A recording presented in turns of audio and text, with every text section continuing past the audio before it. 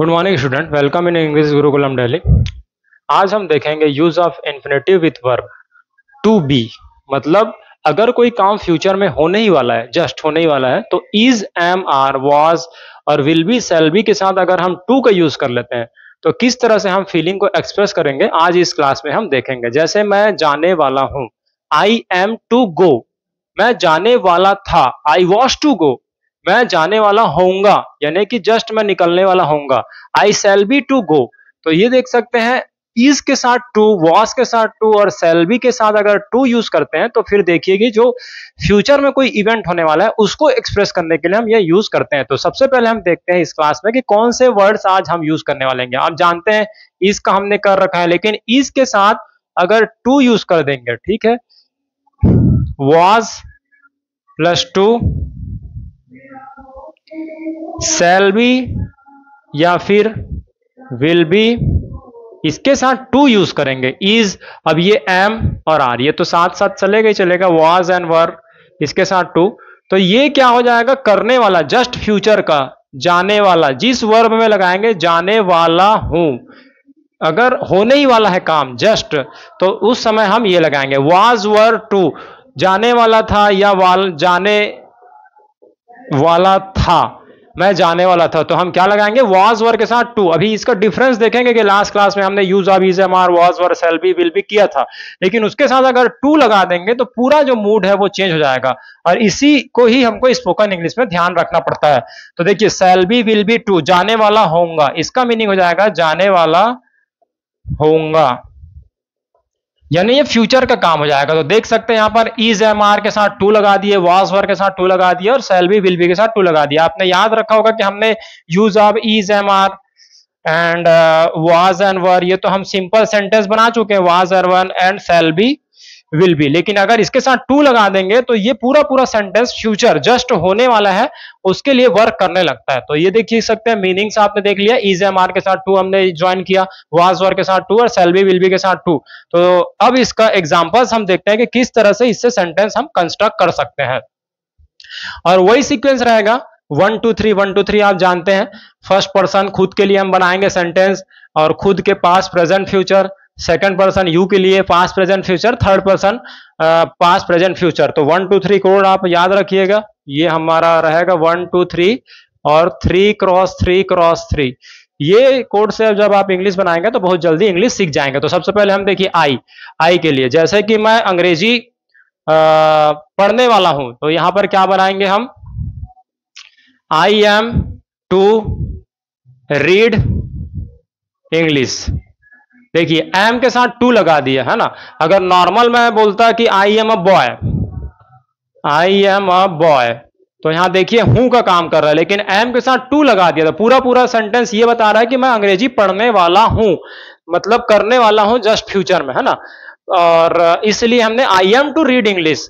अब देखिए मैं इंग्लिश पढ़ने वाला था, आई वॉज टू लगाएंगे, I was to read English, और मैं इंग्लिश पढ़ूंगा या पढ़ने वाला होऊंगा। अगर फ्यूचर का आप बात कर रहे हैं, जैसे कल या कभी मैं हो जाऊंगा, पढ़ने वाला होऊंगा, तो यहां पर आप लगाएंगे I shall be to read English.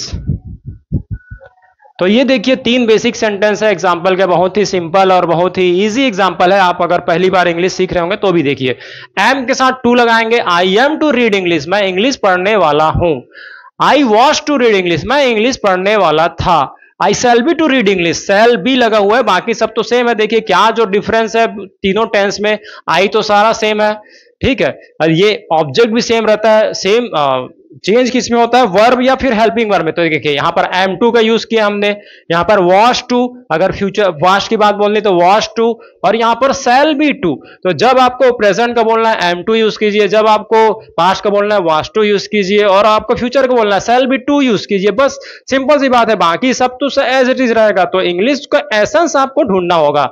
अब देखिए इसमें निगेटिव भी बना सकते हैं और इंट्रोगेटिव भी बना सकते हैं ना, तो ये भी हम साथ साथ करते जाएंगे। तो देखिए मैं थोड़ा सा स्मॉल लिखने का कोशिश करता हूं ताकि सारा जो लेटर्स है वो यहां पर आ जाए। देखिए अब जैसे कि ये I am to read English, मैं इंग्लिश पढ़ने वाला हूं, एम टू लगा दिया, ठीक है। मैं इंग्लिश पढ़ने वाला नहीं हूं, तो आई एम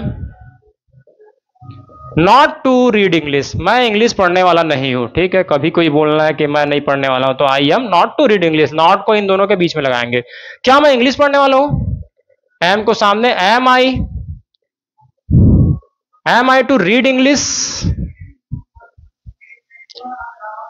और मैं क्या पढ़ने वाला हूं, ठीक है। तो वही आई टू व्हाट एम, ये दोनों देखो साथ आ जाएगा क्योंकि आई टू रहता है तो क्वेश्चन वर्ड सामने आता है। What am I to read, मैं क्या पढ़ने वाला हूं, है ना, मैं क्या पढ़ने वाला हूं। What am I to read, मैं क्या पढ़ने वाला हूं, खुद से अगर कोशिश कर रहे हो, what am I to read, तो इस तरह से देख सकते हैं कि 4 सेंटेंस बन गए आई के लिए, वो भी प्रेजेंट के लिए, ठीक है। पॉजिटिव, निगेटिव और ये इंट्रोगेटिव। तो देखिए first person, second person, third person, past tense, present tense, future tense और पॉजिटिव, निगेटिव, इंट्रोगेटिव, 3x3 में हम सेंटेंस कंस्ट्रक्ट करते जाएंगे। तो ये आपका हो गया प्रेजेंट के लिए M2। अब इसी को देखिए मैं कैसे कन्वर्ट करता हूं पास्ट में, ज्यादा कुछ लिखना नहीं पड़ेगा। जैसे कि मैं इंग्लिश पढ़ने वाला था, एम को हम कर देंगे was, I was to read English, मैं इंग्लिश पढ़ने वाला था। अब देखिए I was not to read English, मैं इंग्लिश नहीं पढ़ने वाला था। क्या मैं इंग्लिश पढ़ने वाला था? तो कुछ नहीं, सही था, यहां एम के जगह मैंने वॉज लगा दिया, was I to read English. क्या मैं इंग्लिश पढ़ने वाला था? और मैं क्या पढ़ने वाला था, मतलब भूल गए तो आप खुद से पूछ रहे हो what was I to read, मैं क्या पढ़ने वाला था। कभी कभी आप देखते हैं कि कुछ पढ़ने वाला रहता है लेकिन भूल जाते हैं, तो कैसे क्वेश्चन पूछेंगे, what was I to read, मैं क्या पढ़ने वाला था। ये हो गया देखिए पास्ट टेंस। अब फ्यूचर टेंस में क्या हो जाएगा, आई शैल बी, यहां पर कुछ नहीं, shall be, I shall be to read English. और यहां पर I shall not to be read English, I shall not be to read English, sorry, I shall not be to read English. और यहां पर वॉज के जगह में हम क्या लेके आएंगे, शैल, जो भी हेल्पिंग वर्ब है, शैल I be to read English, क्या मैं इंग्लिश पढ़ने वाला होऊंगा, शैल I be to read English, कुछ नहीं, शैल को ही सामने लेके आना है, बीच में लाना है, नॉट को इंक्लूड करना है, सेंटेंस बनाते जाना है। व्हाट शैल, देखिए यहां पर अगर बोलेंगे तो व्हाट शैल आई बी तो रहेगा to read, what shall I be to read, मैं क्या पढ़ने वाला होऊंगा, तो what shall I be to read. तो ये देख सकते हैं फ्यूचर के बन गया, तो आई के लिए past, present, future, positive, negative, interrogative, 3x3x3। तो हमने देख लिया इस टू का यूज कैसे करते हैं ना, वैसे ही हमने M2 का हमने देखा आई के साथ। अब यू के लिए सेंटेंस बनाते हैं, जैसे कि तुम इंग्लिश पढ़ने वाले हो, एक ही सेंटेंस को लेकर चलेंगे क्योंकि एग्जांपल्स में हम ज्यादा खेल नहीं कर सकते, पहले तो हमारे माइंड में वो चीज बैठनी चाहिए कि यूज कैसे करना है, उसके बाद हम खेल खेलेंगे। तो अब यू के साथ बनाते हैं, देखो यू के साथ, जैसे तुम इंग्लिश पढ़ने वाले हो तो यू के साथ हम जानते हैं आर लगता है, you are to read English, ठीक है। तुम इंग्लिश पढ़ने वाले थे, you were to read English, तुम इंग्लिश का पढ़ने वाले हो गए, तो देखो you will be to read English. तो देखिए यू के साथ सेकंड पर्सन के साथ हमने प्रेजेंट में बनाया कि तुम इंग्लिश पढ़ने वाले हो, यू आर टू यूज किया है क्योंकि यू के साथ हम आर यूज करते हैं। अब यहां पर देखो you were to read English, तुम इंग्लिश पढ़ने वाले थे और तुम इंग्लिश पढ़ने वाले हो गए, यू विल बी टू, तो ये मेन चीज यूज कर रहे हैं, बाकी सब तो सेम ही है। तो ये जो फ्यूचर में जो इवेंट होने वाला है उसके लिए हम आर के साथ टू यूज कर सकते हैं। अब अगर इसी को निगेटिव करना है तो are not to read English, ठीक है, you were not to read English and you will not be to read English, ठीक है, विल और बी के बीच में नॉट आ जाएगा, तो you will not be to read English, तुम इंग्लिश पढ़ने वाले नहीं होगे। तो ये हो गया। अब इसके लिए अगर I1 बना लेंगे तो फिर वही है, क्या तुम इंग्लिश पढ़ने वाले हो, are you to read English, are you to read English, क्या तुम इंग्लिश पढ़ने वाले थे, were you to read English, क्या तुम इंग्लिश पढ़ने वाले थे और क्या तुम इंग्लिश पढ़ने वाले होगे, will you be to read English. तो देखो I1 हो गया। अब तुम क्या पढ़ने वाले हो, इसका भी हम I2 कर लेते हैं। I2 में देखिए कि किस तरह से हम इज एम आर के साथ टू यूज करके कैसे हम लिमिटेड हमारे पास वर्ड्स है लेकिन उनको ज्वाइन कर करके फीलिंग हम किस तरह से बोल सकते हैं, और जैसा रिक्वायरमेंट होगा तो हम बोलेंगे, और स्टोरी में तो कोई भी फीलिंग हो सकता है। अब देखिए तुम क्या पढ़ने वाले हो, तो यहां पर what are you to read. धीरे धीरे बोलोगे ना, what are you to read, तो ज्वाइन कर करके बोलोगे तो इससे बोलने में आसानी होती है। What are you to read, आप क्या पढ़ने वाले हो। और व्हाट वर, क्योंकि ये दोनों साथ में आता है, ठीक है। व्हाट वर यू, टू तो रहेगा ही रहेगा, टू रीड, आप क्या पढ़ने वाले थे या तुम क्या पढ़ने वाले थे। What were you to read, जैसे आप कहीं से गए घर में और वो कुछ बुक लेके रखा है और उसने बंद कर दिया, नहीं नहीं नहीं, तो आप पूछ सकते हो कि आप what were you to read, आप क्या पढ़ने वाले थे या आप क्या पढ़ने वाले होगे। अगर आपके आने के बाद वो कुछ पढ़ने वाला है तो भी आप पूछ सकते हो। व्हाट के साथ हमेशा हेल्पिंग वर्ड आएगा, व्हाट विल, ठीक है।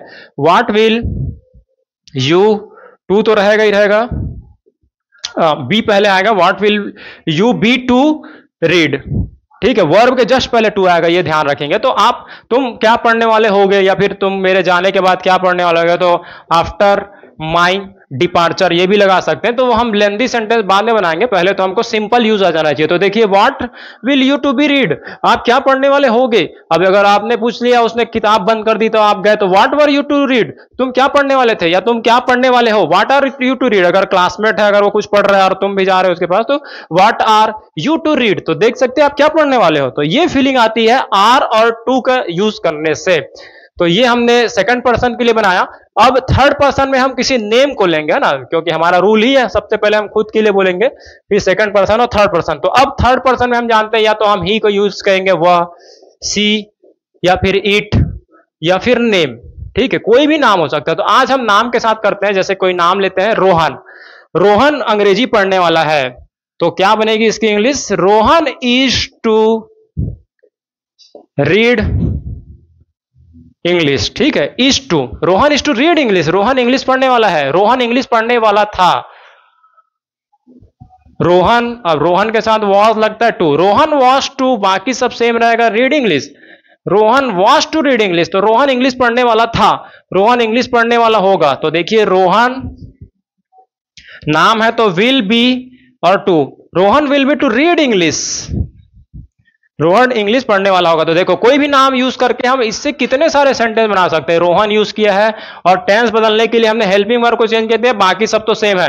Rohan is to read English, Rohan was to read English and Rohan will be to read English, Rohan English पढ़ने वाला होगा। सेम इसका नेगेटिव बनाना होगा, रोहन नहीं पढ़ने वाला है, Rohan is to not read English, ठीक है, Rohan was not to read English and Rohan will not be to read English, Rohan English पढ़ने वाला नहीं होगा। अब इसको I1 में करते हैं, क्या रोहन इंग्लिश पढ़ने वाला है, इसको सामने ले आएंगे, इज रोहन, बाकी सब सेम रहेगा, is Rohan to read English, क्या रोहन इंग्लिश पढ़ने वाला, is Rohan to read English, क्या रोहन इंग्लिश पढ़ने वाला था, was Rohan to read English, क्या रोहन इंग्लिश पढ़ने वाला होगा।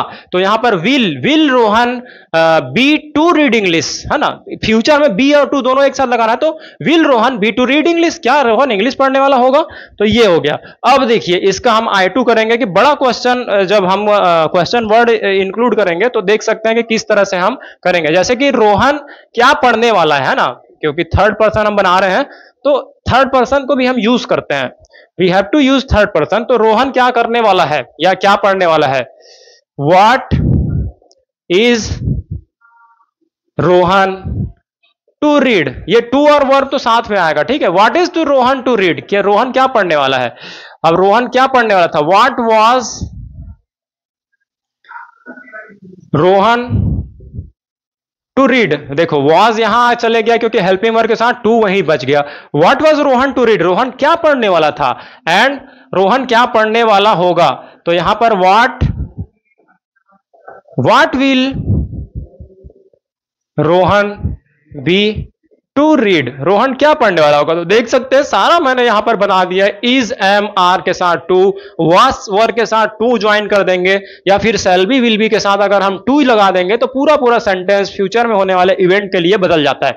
हमने यूज किया था। अब देखिए, ये तो एग्जांपल्स हो गया, प्रैक्टिस कुछ ओरल करने की कोशिश करते हैं, कोई सेंटेंस हम बनाएंगे और उसका फिर स्पोकन पर ज्यादा फोकस करेंगे। तो मैंने बताया ही था कि 5 स्टेप में कोई भी चीज पढ़ी जाती है। सबसे पहले आपको वर्ड मीनिंग पता रहना चाहिए, वर्ड मीनिंग, फिर एग्जांपल्स जो हमने अभी किया, उसके बाद प्रैक्टिस जो हम करेंगे और उसमें भी रिटन या फिर ओरल, उसके बाद टेस्ट एंड उसके बाद फाइनल एग्जाम। इस 5 प्रोसेस से आप गुजरेंगे एक टॉपिक के लिए, तो एक टॉपिक के लिए आपको आ जाएगा और उसके बाद फिर ऐसे टॉपिक पे टॉपिक करते जाएंगे, 3 मंथ्स में आप बोलना सीख जाएंगे। तो जैसे कोई एग्जांपल अब बना करके देखते हैं, जैसे कि मैं कार खरीदने वाला हूं, I am to buy a car, ठीक है, मैं कार खरीदने वाला था, I was to buy a car, मैं कार खरीदने वाला था। तो देखो खरीदने वाला था, ये टेंस में आपको नहीं मिलेगा, इसलिए मैं इसमें बता रहा हूं। जब हम टेंस करेंगे तो उसमें तो बंधे रहेंगे कि इसी का ही हम कन्वर्ट कर पाएंगे, लेकिन कुछ कुछ जो सिंपल सेंटेंस है उसको हमने